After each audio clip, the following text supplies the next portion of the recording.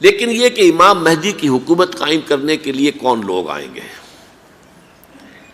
عرب جو ہیں وہ اندر سے کھوکھلے ہو چکے ہیں، عیاشی نے، دولت نے، پیسے نے، دولت، پیسہ، عیاشی، اس کی وجہ سے کھوکھلے ہو چکے ہیں۔ یہاں میں آپ کو دو حدیثیں سنانا چاہتا ہوں۔ سنن ابن ماجہ کی روایت ہے حضرت ابو ہریرہ سے رضی اللہ تعالی عنہ، قال قال رسول اللہ صلی اللہ علیہ وسلم اذا وقعت الملاحم بعث اللہ بعثا من الموالی ہم اکرم العرب فرسا واجودہ سلاحا یوید اللہ بہم الدین، رواہ ابن ماجہ عن ابی ہریرہ رضی اللہ تعالی عنہ۔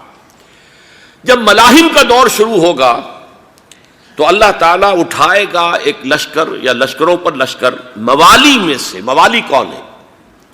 عربوں نے جب فتح کیا تھا اس پورے علاقے کو خلافت راشدہ کے دوران، اور پھر وہ لوگ جو ہے، ایک رائے تو یہ تھی کہ انہیں غلام بنایا جائے سارے آبادیوں کو، لیکن یہ کہ حضرت عمر کا اجتہاد تھا، اس کے مطابق جو ان کو غلام نہیں بنایا گیا تو وہ موالی کی حیثیت رکھتے ہیں۔ عربوں میں دم نہیں ہے، موالی میں سے لشکر اٹھیں گے کہ جو در حقیقت حضرت مہدی کی حکومت کو قائم کریں گے۔ دوسری حدیث سنیے، عن عبداللہ ابن الحارث رضی اللہ تعالی عنہ، اور یہ ابن ماجہ کی روایت ہے، قال قال رسول اللہ صلی اللہ علیہ وسلم یخرج الناس من المشرق فیوطئون للمہدی یعنی سلطانہ، لشکر نکلیں گے، لوگ آئیں گے مشرق سے، اور وہ حضرت مہدی کی حکومت کو جمائیں گے اور قائم کریں گے۔ اب ذرا نوٹ کیجئے کہ جزیرہ نما عرب کے مشرق میں کون سے ملک ہیں؟ تین: ایران، افغانستان، پاکستان۔ یہ تین سالڈ مسلم ممالک، مسلم آبادی اکثریت۔ ویسے تو یہ کہ آگے ہندوستان میں 20 کروڑ مسلمان ہیں، لیکن وہ 20 کروڑ جو ہے وہ تو 80 کروڑ کے اندر تحلیل ہو جاتے ہیں غیر مسلموں میں، لیکن یہاں جو معاملہ ہے یہ غالب اکثریت کے۔ ان میں سے ایران کا معاملہ جہاں تک ہے، نمبر 1 یہ کہ وہ شیعہ عقائد کے حصار میں بند ہے، اس سے ادھر ادھر ہونا اس کے لیے ممکن نہیں۔ حدیث میں یہ بھی آتا کہ اصفہان سے 70,000 یہودی دجال کا ساتھ دیں گے۔ لیکن بہرحال خراسان ایک صوبہ ہے افغانستان کا اس وقت بھی، شمال مشرقی کونے میں، مجھے امید ہے وہاں سے خیر کی، کیونکہ خراسان کا لفظ وہاں پہ شامل ہے، اور حضور کی حدیث میں بعد میں آپ کو سناؤں گا کہ خراسان سے فوجیں چلیں گی جو یروشلم کو دوبارہ حاصل کریں گی، فتح کریں گی، جیسے پہلے یروشلم کھویا عربوں نے تھا، دوبارہ حاصل کیا تھا کرد نے، کرد خون صلاح الدین ایوبی رحمۃ اللہ علیہ، ایسے اب پھر عربوں نے کھویا ہے، لیکن لینے والے خراسان سے لشکر آئیں گے۔ یخرج من خراسان رایات سود لا یردھا شیء حتی تنصب بإیلیا، خراسان کے علاقے سے کالے علم لے کر لشکر چلیں گے جن کے رخ کو کوئی موڑ نہیں سکے گا جب تک کہ وہ جا کر یروشلم میں نصب نہ ہو جائے۔ اس کے بعد نام آتا ہے پاکستان کا۔ یہ ہے میری اور آپ کی داستان، اور یہ ہے سبب جس کی وجہ سے کہ میں آپ سے یہ گفتگو کر رہا ہوں۔ اصل میں تو کس لیے؟ محض ایک علمی استفادہ، محض اپنی بات آراء کو ظاہر کرنے کا شوق نہیں، بلکہ یہ کہ اپنی ذمہ داری ہم پہچانیں کہ ہم کس مقام پر کھڑے ہیں۔ دیکھیے، اس پاکستان کے بارے میں یا ہندوستان کے بارے میں علامہ اقبال نے کہا تھا اپنے ترانہ ملی میں، میر عرب کو آئی ٹھنڈی ہوا جہاں سے، میرا وطن وہی ہے، میرا وطن وہی ہے۔ اور مجھے بتایا گیا کہ سنن ابی داؤد میں یہ روایت موجود ہے کہ حضور نے فرمایا کہ ہندوستان کی طرف سے مجھے ٹھنڈی ہوا آتی، اگرچہ مجھے وہ حدیث ابھی نہیں ملی ہے، لیکن حزب التحریر کا ایک کارڈ مجھے ملا تھا، تو اس میں اس حدیث کا اور اس میں ابو داؤد کے روایت کا حوالہ موجود تھا۔ لیکن میں جو چیز آپ کو بتا چکا ہوں وہ یہ کہ الف ثانی کا پورا تجدیدی کارنامہ اس ہندوستان کی سرزمین میں ہوا۔ مجدد الف ثانی شیخ احمد سرندی، شاہ ولی اللہ دہلوی، سید احمد بریلوی، وہ تو ہمارے پاکستان میں آ کر جو ہے ان کا خون جذب ہوا ارض پاکستان میں۔ پھر شیخ الہند مولانا محمود حسن۔ تحریک خلافت چلی تو صرف ہندوستان میں چلی اور کہیں نہیں چلی۔ آزادی کی تحریک چلی پوری دنیا میں، وہ نیشنلزم کی بنیاد پر چلی، ملے نیشنلزم، عرب نیشنلزم، ترک نیشنلزم۔ ہمارے ہاں چلی تو اسلام کے نام پر پاکستان کا مطلب کیا؟ لا الہ الا اللہ۔ پھر پاکستان قائم ہوا معجزے کے طور پر، بلکہ نازل ہوا ہے لیلۃ القدر میں، انا انزلناہ فی لیلۃ القدر، جیسے قرآن نازل ہوا لیلۃ القدر میں، یہ پاکستان بھی نازل ہوا لیلۃ القدر میں۔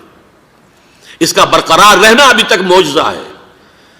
ہندو یہ سمجھتا تھا، کانگریس سمجھتی تھی کہ جھٹپٹ ختم ہو جائے گا.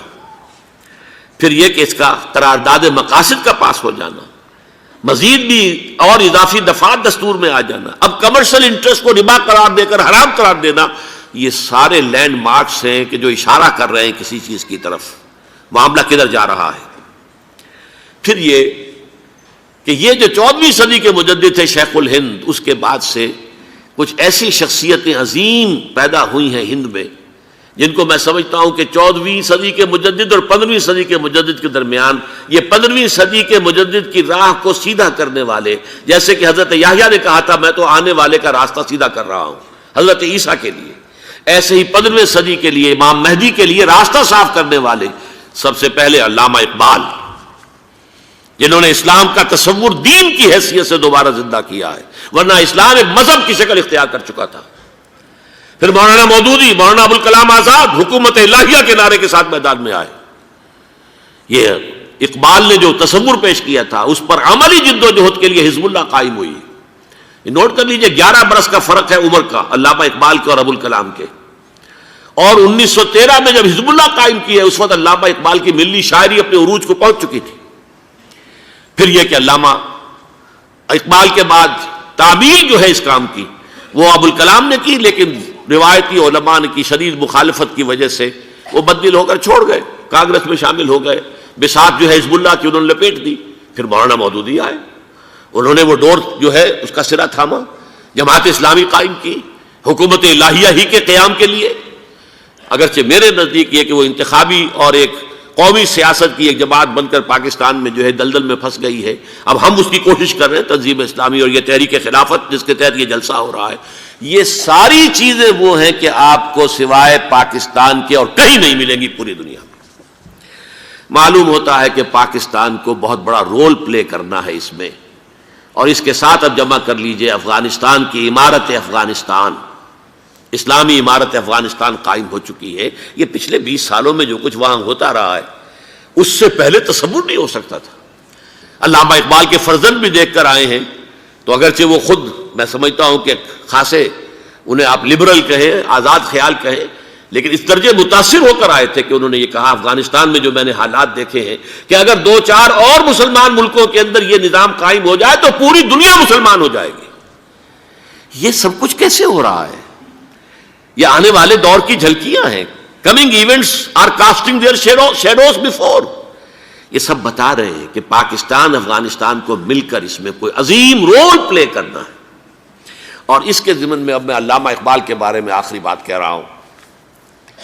علامہ اقبال کے بارے میں عام یہ خیال ہے، انہوں نے اپنے خطبات میں مہدی کا اور نزول مسیح کا، حالانکہ میں کل پڑھ رہا تھا مولانا سید احمد اکبر آبادی رحمۃ اللہ علیہ کا ایک مقالہ ان کا کہ علامہ اقبال نے ابن خلدون کے بارے میں یہ کہا ہے کہ مہدی کا اور نزول عیسیٰ کا دونوں کا انہوں نے انکار کیا ہے، حالانکہ ابن خلدون نے نزول عیسیٰ کا انکار نہیں کیا، صرف مہدی کا انکار کیا ہے. بہرحال علامہ اقبال نے خطبات میں انکار کیا ہے، لیکن یہ کہ اپنی شاعری کے اندر میں چیلنج کرتا ہوں کسی بڑے سے بڑے اقبال شناس کو. ان کا یہ شعر ذرا سنیے: خضر وقت از خلوت دشت حجاز آید بروں، کارواں زی وادی دور و دراز آید بروں. خضر وقت، امام وقت، رہنمائے وقت، قائد وقت، خلوت دشت حجاز، حجاز کی صحرا کی کسی خلوت گزینی سے نکل کر باہر آئیں گے. میں حیران ہوتا ہوں علامہ کے اس فکر پر اور اس مصرے پر. یہاں انہوں نے شیعہ اور سنی دونوں کے کانسیپٹ جمع کر دیے. شیعہ کا کانسیپٹ یہ چھپے ہوئے کسی غار میں وہاں سے برآمد ہوں گے، اور ہمارا کانسیپٹ میں ام سلمہ رضی اللہ تعالیٰ عنہ کی حدیث سنا چکا، چھپے ہوئے ہوں گے وہ وہاں پر، مدینے سے نکل کر آ کر مکے میں چھپ جائیں گے.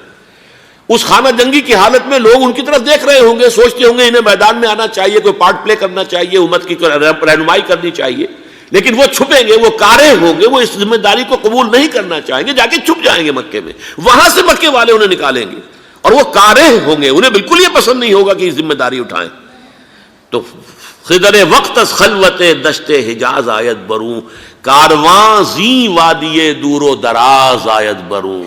کارواں جو چلے گا ان کی مدد کے لیے اس وادی دور و دراز، اس عظیم وادی دور و دراز، یہ وادی سندھ ہے۔ وادی سندھ جو ہے ہم سمجھتے ہیں کہ صرف یہ پاکستان اور پنجاب جو ہے یہ اس میں شامل ہے، سندھ اور پنجاب نہیں، افغانستان کا پورا مشرقی علاقہ اس میں شامل ہے۔ جیسے دریائے جہلم سندھ میں جا رہا ہے، جیسے دریائے گلگت سندھ میں آ کر ملتا ہے، جیسے دریائے چناب اور راوی اور جہلم اور یہ سب جا رہے ہیں اور آ رہے ہیں، اسی طرح دریائے کابل کہاں سے آ رہا ہے، دریائے گومل کہاں سے آ رہا ہے، ٹوچی کہاں سے آ رہا ہے، یہ سارا جو ہے ڈرین جو ہو رہا ہے ایسٹرن جو ہے پارٹ آف افغانستان، یہ سب وادی ہے۔ اس وادی کے یہ دو حصے ہیں، ایک حصہ جو ہے یہ ادھر پاکستان میں ہے اور اسی وادی کا دوسرا حصہ جو ہے وہ افغانستان میں ہے۔ کارواں زی وادی دور و دراز آیت بروں، کارواں چلے گا یہاں سے، یخرج ناس من المشرق یؤتون للمہدی یعنی سلطان ہی، مشرق سے فوجیں چلیں گی کہ جو مہدی کی حکومت قائم کریں گی، اور یخرج من خراسان رایات و سود، اور خراسان سے سیاہ پرچم چلیں گے کہ جن کا رخ کوئی موڑ نہیں سکے گا، حتیٰ تنصب بیلیا، یہاں تک کہ وہ جا کر یروشلم کے اندر نصب ہو جائیں گے۔ حضرات، میں ایک میری گفتگو کا حصہ باقی تھا لیکن میں اسے چھوڑ رہا ہوں، اس لیے کہ گلوبلائزیشن جو اس کی ہوگی، جو خلافت علی منہاج النبوہ کی تجرید کامل حضرت مہدی کے ہاتھوں عرب میں ہوگی، اس سے پہلے اس کے لیے محنت، کوشش، جد و جہد پاکستان اور افغانستان میں ہو چکی ہوگی جو اسے سپورٹ کرے گی اور وہاں جا کر حکومت قائم کرے گی۔ اس کے بعد گلوبلائزیشن کا جو مرحلہ اس کا ہے وہ حضرت مہدی کے ہاتھوں نہیں ہے، وہ حضرت عیسیٰ ابن مریم ان کے نزول کے بعد ہے، جن کے نزول کے بعد دجال کا خاتمہ ہوگا۔